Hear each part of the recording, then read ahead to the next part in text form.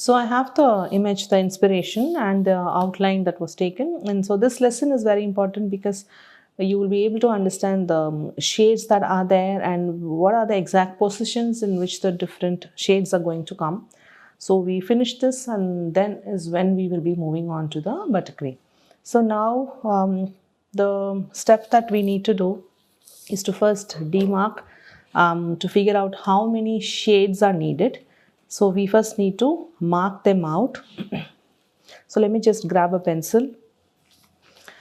Okay, so the first color we all know this is black. Okay, so first mark that. The first shade that I need is black, obviously, and then this is red. So the second one I will need red, and that's a light blue.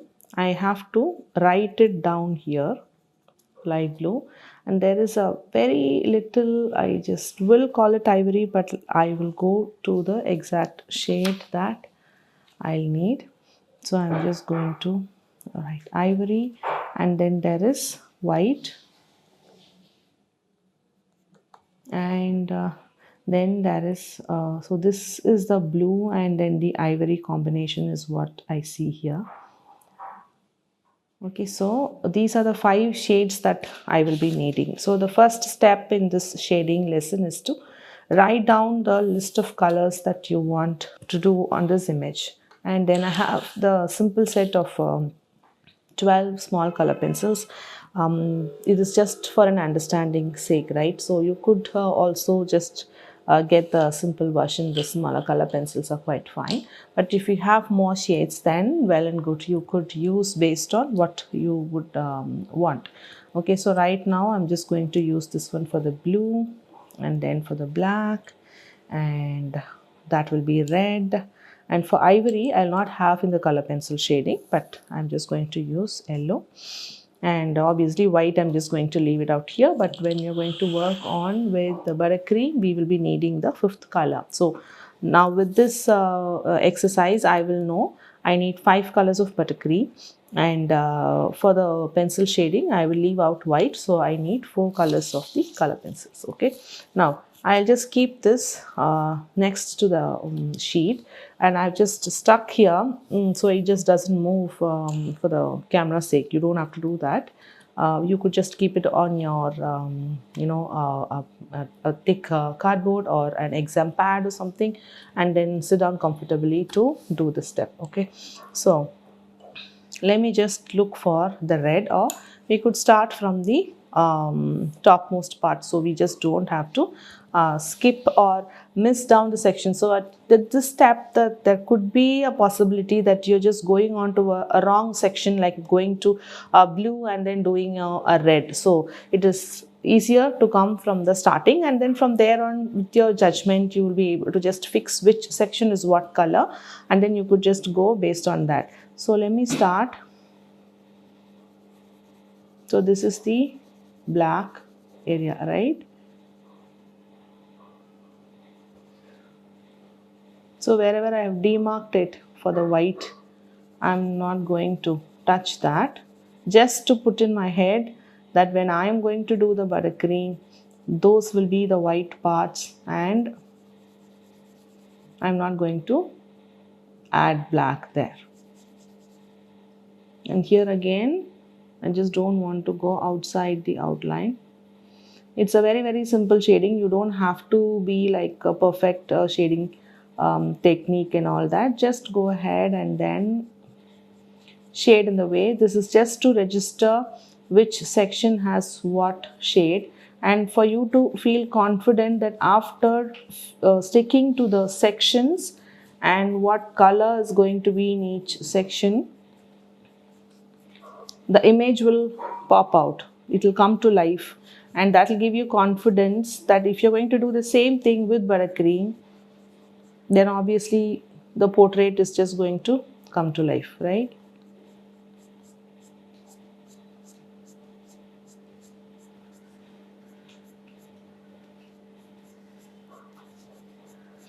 So I'm just using strokes on one side. That is pretty much easier, instead of, like how we used to color as kids, it's like going back and forth.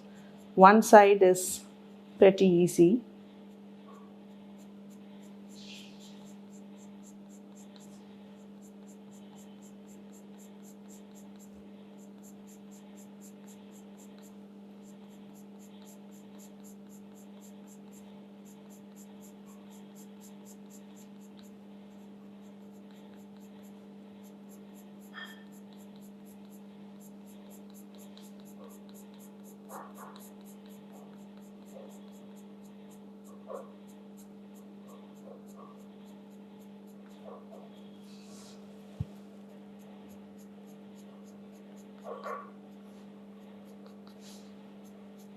Now once I'm done with the head, I'm moving on to the beard. Now I know which are the portions that are black, right? So I will cross check with the image that I have. However, as I know which are the black areas, I'll go and continue the shading. Here I can see this is a red part which I have marked here already. So I will leave it out for red and not do the coloring of black. Just stick to the black area. The beard is like a bigger surface, right? So you can use bigger strokes to finish the shading pretty much quickly.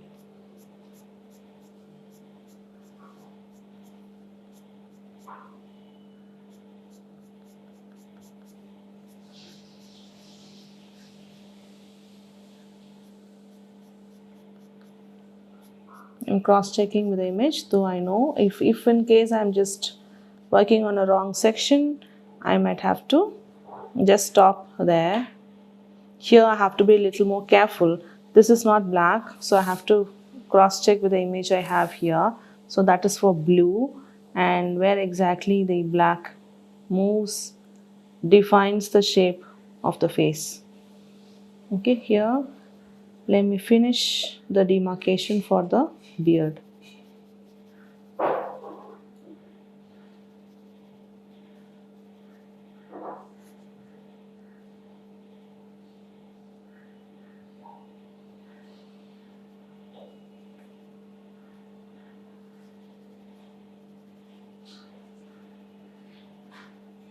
Just making sure the black outline is completely filled with the black color pencil, leaving out the places for the red as it is.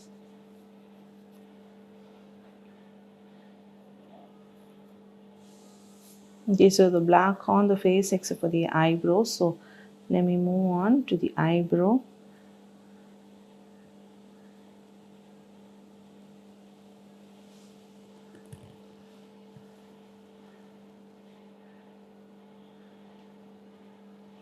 Also, it's important to sharpen the pencil as you're going to the intricate areas. So let me just grab a sharpener and then continue with the eyebrow. Yes, I'm continuing with the eyebrow.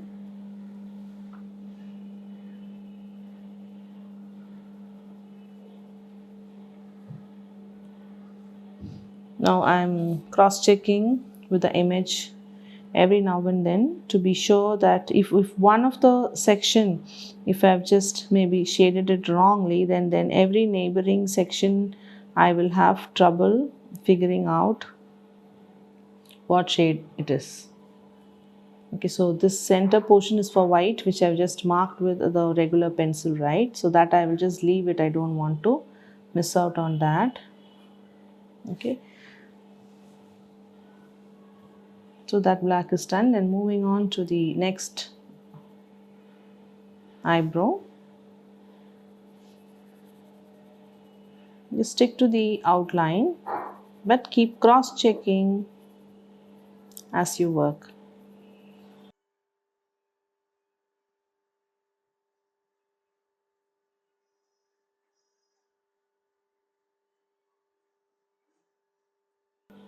Well, you can see there is this black line here and here as well, so that you can see from on this image, which we have to be careful that we don't miss out. And it's not just the pencil line, there is black here as well that defines the eye, and there's a little bit of black here as well, which we have to note it down here. Obviously at this particular place the regular pencil shading and the black will just merge together, but we need to observe that there is this black line here, and here there is black line which defines the eye, and that we can't leave them out as we work.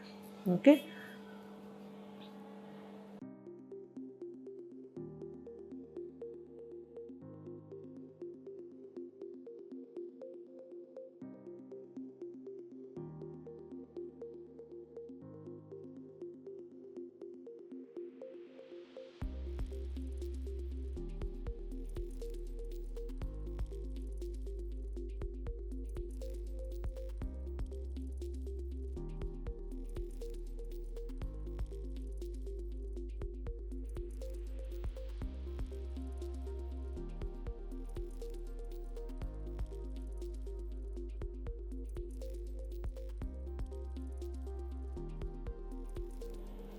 So I'm done with black. I'll just get back if in case I've missed out some of the blacks, I could still come back. Now I know where the red is, just below the black on the head.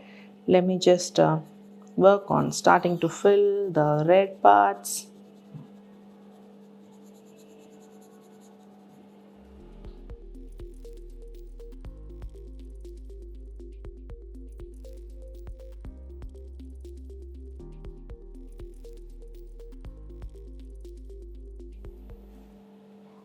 So I'm just closely observing to see if the outline or the section in which I have to do the red is all right. Because I'm just cross checking with the original, though I know the demarcation is done, but I have to keep cross checking as I work.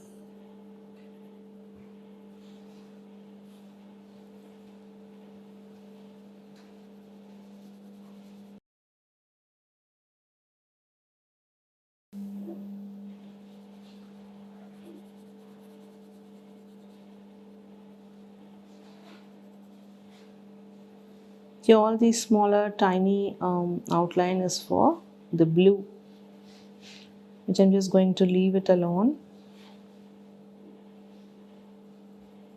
and then look for the red sections and shade that.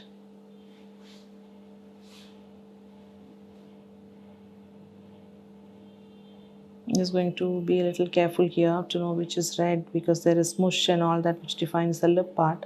So let me come back after finishing the major portions of the red.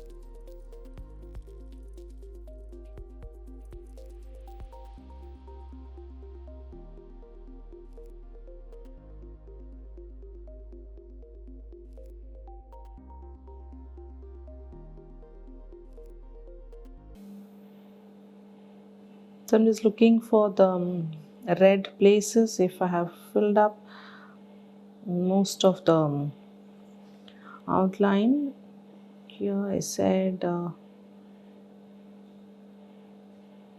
blue, and this should be the mole. Okay, this is for the blue, and then we have the mole which should be in red, And now if I have to go a little closer to the nose part, you can see below here is black. Then I also see some red there, which I had missed in the outline. So even after a close watch, so this is a red above the mush, there is red.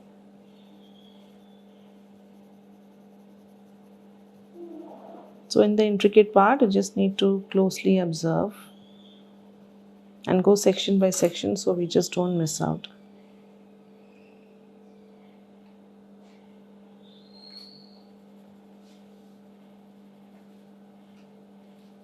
So this part is red. Let me go section by section.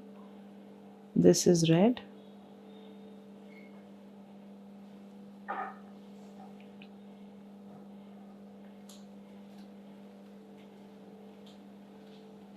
So the part above red is black. So let me finish that.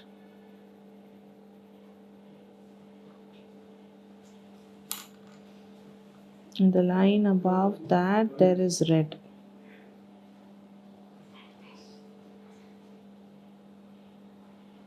So I can't miss out on that because that is the definition of the lip. And here on either side there is red, which I have marked. And this part is going to be blue. Now let me fix the blue here as I am working on the lip. I just don't want to leave out the continuation in which I am working. So this red outline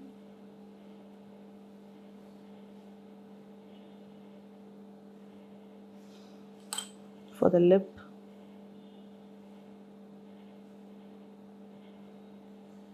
that is black and red here.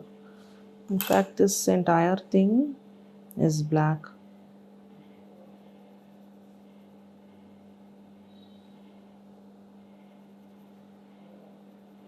So this just comes as part of the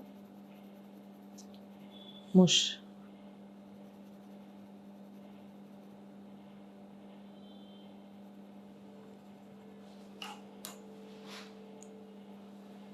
And this one is red.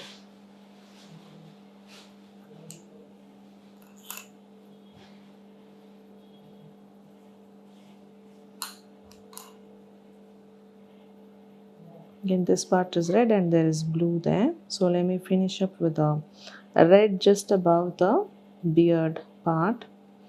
So I have the clear marking for the blue.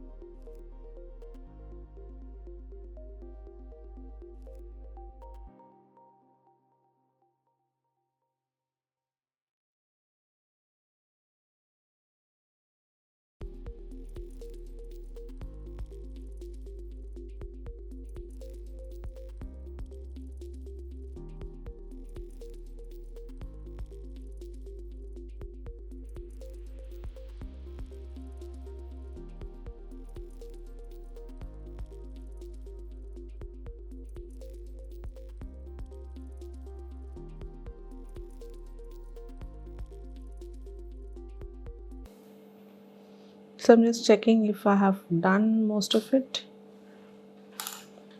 So certain places where I know that white has to be there, I'm just leaving it as it is. Here there's one part in the lip here. This white line is very important, that defines, but here is that place where I have missed to leave out some white.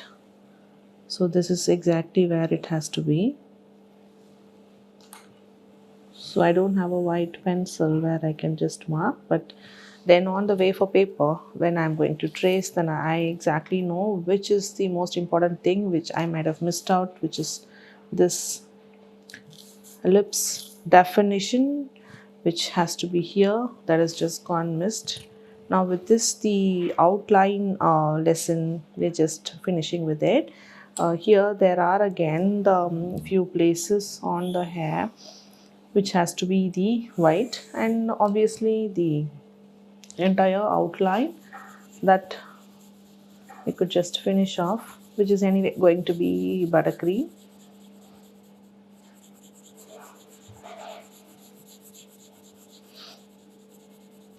We could just skip this, or we can just continue and finish this, but the most important thing is the portrait itself.